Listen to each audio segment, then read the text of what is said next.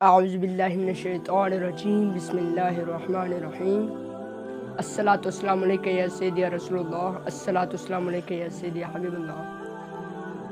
السلام علیکم ناظرین، آپ دیکھ رہے ہیں ریئل اسکیچ آف اسلام اور میں ہوں آپ کا میزبان محمد احسان الحق۔ تو ناظرین اکرام، جس طرح ہم ہجرت مدینہ کے ایک پہلو کو ڈسکس کر دیں، آج کی اس ویڈیو میں ہم دیکھیں گے سراقہ بن مالک کا واقعہ، جو کہ ایک بڑا ہی مشہور واقعہ ہے۔ آپ سب نے پہلے سنا ہوا ہوگا، پڑھا ہوا ہوگا، تو آج ہم اس واقعے کو دہراتے ہیں۔ اس واقعے میں ہم معجزہ خدا، معجزہ مصطفیٰ دیکھیں گے اور دیکھیں گے کہ سراقہ بن مالک کے ساتھ کیا ہوتا ہے۔ ناظرین اکرام، بقول سراقہ بن مالک کے کہ وہ قریش کی ایک اہم ترین مجلس میں شریک ہیں۔ اس مجلس میں منادی یہ بار بار اعلانات کر رہے ہیں، جو شخص ان دو شخصیات کو زندہ یا مردہ حالت میں لائے گا اس کو 100 اونٹوں کا انعام دیا جائے گا۔ یہ بار بار اعلانات ہو رہے ہیں۔ سراقہ بن مالک کے پاس ایک شخص آتا ہے اور سراقہ بن مالک کو ایک خبر دیتا ہے۔ خبر یہ دیتا ہے کہ اے سراقہ، میں نے اس قافلے کو دیکھا ہے، اس کے سائے کو دیکھا ہے، مجھے لگتا ہے کہ یہ وہی قافلہ ہے۔ تو ناظرین اکرام، جب سراقہ نے یہ خبر سنی کہ یہ قافلہ فلاں جگہ پر ہے، تو اس شخص کو آنکھ کے اشارے سے خاموش کرا دیا اور خود جو ہے وہ اس مجلس سے مخاطب ہو کر کہا، کیا لوگوں، اس شخص نے جن لوگوں کو دیکھا ہے وہ ہجرت کا قافلہ نہیں ہے، بلکہ اس شخص نے جن لوگوں کو دیکھا ہے ان لوگوں کے جانور گم ہو گئے، وہ لوگ اپنے جانوروں کی تلاش میں نکلے ہوئے ہیں، وہ کوئی اور لوگ ہیں۔ جبکہ اندر کی خبر سراقہ کو پتہ تھی۔ اب سراقہ کے اندر کیونکہ لالچ بڑھ گیا تھا، تو سراقہ نے کیا کیا؟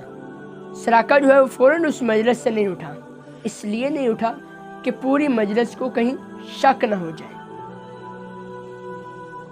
اب کیا ہوتا ہے، سراقہ تھوڑی دیر بیٹھتے ہیں وہاں پر، اور جب مجلس ختم ہوتی ہے تب گھر جاتے ہیں تاکہ کسی کو شک تک نہ ہو۔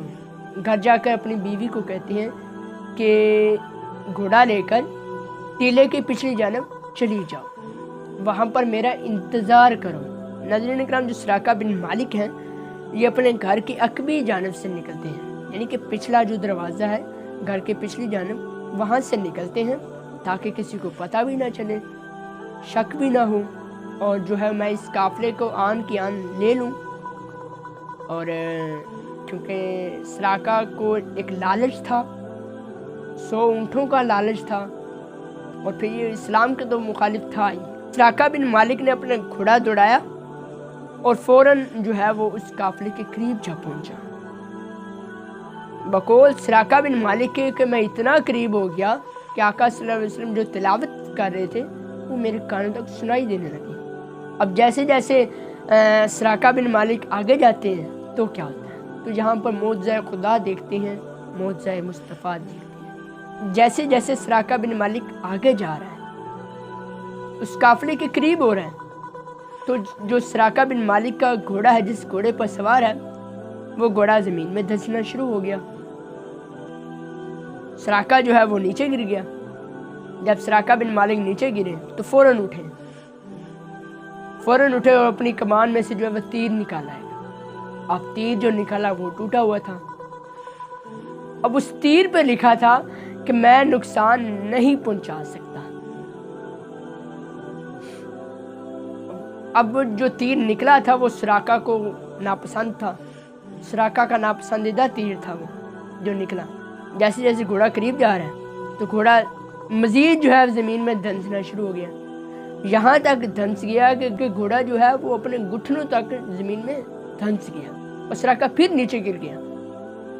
جب سراقہ بن مالک دوبارہ نیچے گرتے ہیں تو دوبارہ تیر نکالتے ہیں۔ اب کیا ہوتا ہے، دوبارہ تیر نکالتے ہیں، دوبارہ پھر ان کا جو ہے نا وہ ناپسندیدہ ترین تیر جو ہے وہ نکل آتا ہے، جو ٹوٹا ہوا ہے اور اس پر لکھا ہوا ہے میں نقصان نہیں پہنچا سکتا۔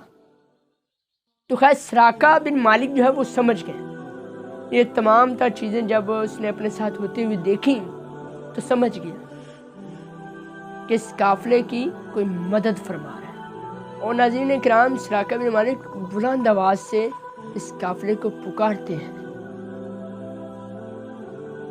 اور پکار کے کہتے ہیں کہ با خدا میں آپ لوگوں کو نقصان نہیں پہنچاؤں گا اور نہ ہی میں کسی کو پہنچانے دوں گا، کیونکہ سراقہ نے جب یہ تمام تر چیزیں دیکھی سراقہ بن مالک بدل گیا تھا۔ تو ناظرین کرام یہ جب سراقہ نے بلند آواز سے کہا اور آقا صلی اللہ علیہ وسلم تو آگے جا رہے ہیں، انہوں نے پیچھے مڑ کے بھی نہیں دیکھا، البتہ کہ حضرت ابوبکر صدیق رضی اللہ تعالیٰ عنہ جو بار بار پیچھے مڑ کے دیکھ رہے تھے، سراقہ کو دیکھ رہے تھے اور ایک پریشانی کی حالت میں تھے۔ پریشان اس لیے نہیں تھے کہ جان کی پرواہ تھی، پریشان اس لیے تھے کہ یہ شخص میرے نبی کو نقصان نہ پہنچائیں، اس لیے پریشان تھے۔